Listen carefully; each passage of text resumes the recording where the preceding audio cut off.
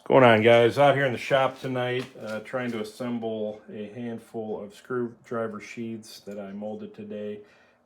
Put about, say, 15 or 16 pieces of Kydex through my vacuum press and my screwdriver mold, all of which was very successful, very consistent. You know, I put them on the trim dies, the drill jig, just as I showed in my last video, and everything worked perfectly. I really had no issues to speak of, other than at one point I did have an issue with my oven. You know, I wasn't paying attention with the door opening and closing, opening and closing. I dropped low enough in temp that when it tried to warm back up, it overshot the temp to about 400 degrees or so, and actually overheated a piece of Kydex that I was cooking in there for a couple of minutes. So as I stated in the last video, what happens is it shrinks that Kydex up, and it got, you know, too narrow to use, so I had to throw it out. All in all, lesson learned, keep an eye on the temperature gauge. That is one thing that I could probably improve one day with a digital controller, a PID. Just try to get that temperature dialed in a little bit better. Maybe I could add some thermal mass inside the oven and try that, or, you know, I could use, you know, get maybe a hot plate or something to cook the Kydex, which is how I used to do it for my knives. Actually, I had an electric griddle plate. You know, that might hold a little bit more consistent temp, or I can put a digital control on something like that. You know, we'll see. Right now, just keeping an eye on the gauge would have kind of helped me prevent that. And I just got a little bit too, you know, too much tunnel vision on when I was working it and lost one piece. So not a big deal, especially for the lesson learned. It was worth $1 or whatever the material cost. But at any rate, now, I did also go ahead and put a little bit of a maker's mark on each sheath. I set up a little fixture on my CNC router with an engraving program that I wrote to put my last name here between the first two eyelets on the right hand side. Just a little maker's mark. I think any work you do, you should be proud enough of it to put your name on it, especially if you're going to sell it or try to sell it. So I definitely want my name on it, you know, and at the very least, you know, somebody sees this on a job site, somebody wearing one, they say, hey, who made that? Maybe they can point them to Riley Knife and Tool, and that'll help them remember. And I could have put a website on there or all kinds of other branding and maker's marks and whatnot, but, you know, I didn't want to get too belligerent on it, so I figure that's subtle enough, you know, easy enough to see. You guys let me know what you think of that. Maybe there's a better way to do it. I don't know, but figured at the very least I want to put my name on these, so I did that, and now I'm trying to assemble them. And I was having a little bit of trouble, you know, with efficiency here. I bought these packs of nickel-plated binding post and screws on Amazon. They come 50 to a case, and normally the screws and the post are all put in there together. So I went ahead and took a couple minutes and sorted them out and separated them, so now I can grab exactly which ones I need and how many I need. You know, just little things like that. Got my little nylon spacers here all ready to go. And then, of course, as I'm trying to put the clips together, you know, these things, I grab one of these, you know, they fit tight in some holes, loose in others. You know, so like this hole, for instance, it's fine. But maybe I stick in this one and turn it over and it wants to fall out. So I figured maybe there's a little better way to put all this together more efficiently. And I just made a real simple little fixture here. Just some scrap MDF that I, you know, counterboard a couple little pockets for some pieces of mouse pad. That's to kind of help hopefully grab the smooth back of this binding post a little bit as I put the screws in. I don't know if it works all that great. There's got to be a little sticker material out there that maybe I could stick in there. But it's better than nothing. And now I could take, you know, a couple of these guys at a time. And they just fit right over in this little pocket that I routed out. line up perfectly with the little rubber pads. And that just kind of helps me hold things in place. Now, of course, I do have to put the binding post in first.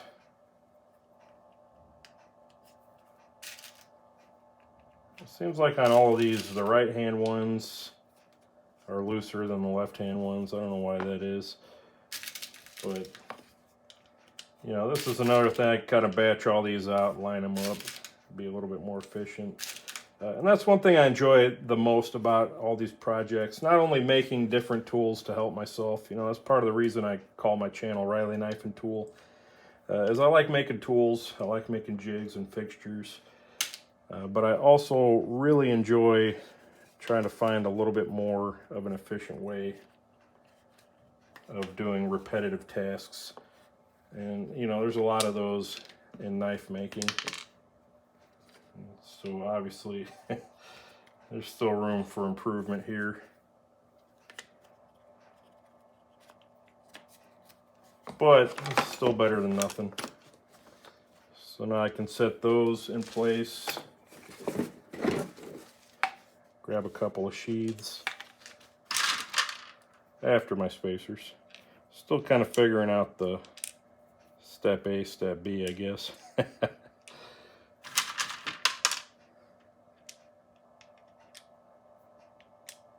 If I really wanted to be efficient, maybe I'd try to add a third one there, or maybe that would be less efficient. I don't know. You know, that's one of those things. There's always kind of a sweet spot. You know, sometimes adding more jigs or more fixtures doesn't necessarily increase efficiency. It actually slows you down. Took an industrial engineering class in college. Probably one of my favorite courses I've ever took, where they talked about, you know, different ways that companies try to increase efficiency, different examples. You know, one of them being like a guy that was shoveling coal studied and found the optimal size of a coal shovel. You know, too big and the coal's too heavy, you don't get as many loads in. Too small, you're putting too many loads in that are too light. And so there's actually a sweet spot for the average guy that'll get more tons of coal per day than, you know, another shovel size. And I think it was some airline took one olive out of so many salads and saved so much money. And, you know, just little things like that, little things that add up, you know, which at face value may not seem like a huge change, but over the long run, you know, really save you. And then they talked about, you know, the efficiency of, you know, one-handed operations versus two-handed operations, you know, having to bend over versus having something at waist height or above where you didn't have to bend over. And I don't know, I just found it really interesting. I know I'm kind of rambling on here, but I mean, there are just endless examples and things to think about, you know, when you're trying to make a process faster, more cost-effective, more efficient. And those are things, you know, even a little guy like me, you know, on a little project like this has to think about. And that's kind of part of the project or the process that I really enjoy. So there's two more sheaths put together. Grab a couple more, and I'm not going to drag this video on all night. And you know, I made kind of a lot of these. Do I have any interest? You know, again, still figuring out the process here. I keep forgetting to put these in first. Do I have any interest in these sheaths? I don't know. You know, I kind of made, you know, 15 or 20 of them thinking they'd sell. I may not sell a single one, to be honest with you. You know, I've carried one at work for probably close to 2 years now. I think I looked recently, the last video I made, my first prototype, was in July, I think, of 2021. So about 2 years ago, you know, I made one of these. I've been using it pretty much daily at work ever since. And you know, I get a few comments here from time to time asking me, oh, is that a knife or what is that? Why do you wear that? Oh, that's really cool when I explain it. Nobody's ever asked me to make them one before. I've offered to a couple people that kind of, you know, thought they might like one, but you know, like, you know, I don't think so, and that kind of thing. But I think if enough people, you know, get one and use one and just see how much more enjoyable it is, you know, to have a screwdriver ready to go like that than to have it in a pocket or a tool bag where you can't necessarily reach it or, you know, have immediate access to, you know, I think it'll catch on. So, you know, we'll see how this first little batch goes. Not necessarily going to call Klein Tools and say, hey, you guys want to buy a couple thousand of these or see how they do, but you know, I am curious to see how many people end up wanting one of these. Now, price, I think, is going to be a factor for some. You know, I can't really give these away, unfortunately. I mean, maybe one or two here and there. Yeah, some of these screws just really don't want to start. Definitely going to have to get some kind of stiffer, stickier rubber or material to kind of hold those backs. You know, I wish they had a slot in them as well. But as long as I can get them to start, then I can figure it out from there. But anyway, about price, I'm thinking these are probably going to be about $35 each. I think it's pretty reasonable given the cost of materials, the time involved. You know, I've tried to get everything as cost efficient as possible, as time efficient as possible. You know, just these clips are about $5 or $6 a piece. You know, that's part of the cost. And, you know, they are made in China. That's one thing. I wish I could go USA with these. But there's a couple things happening there. The American-made tech locks are 2 to 3 times the price per clip. And I don't really like their mechanism because they've got a lock that kind of gets in the way. Whereas this one, the lock kind of helps you take it on and take it off.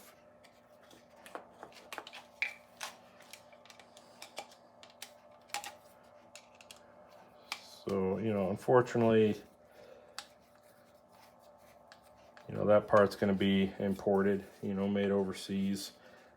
Not my favorite thing. I like most things I sell or have my name attached to be made here in America.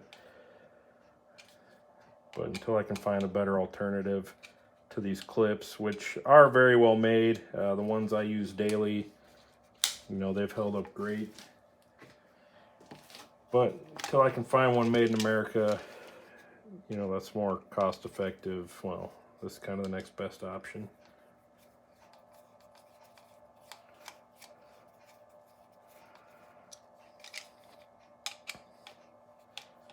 I can see some of these binding posts may have to be chased out with a tap. Maybe I got a little bit of dirt in them.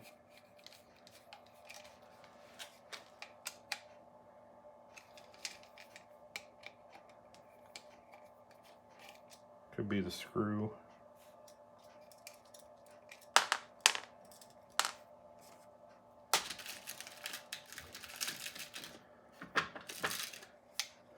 It's one of those things that kind of holds up progress a little bit, but not that big a deal. It happens. Try another post with the same screw. Yeah, that one went in just fine.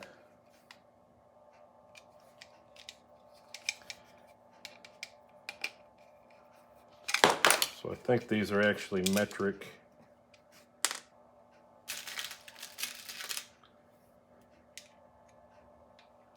So I have to find a little metric tab to clean those threads out.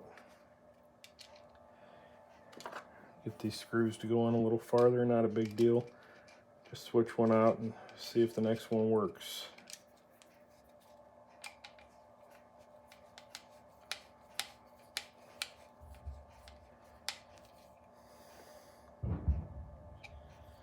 So still room for improvement, but you know, that's the process.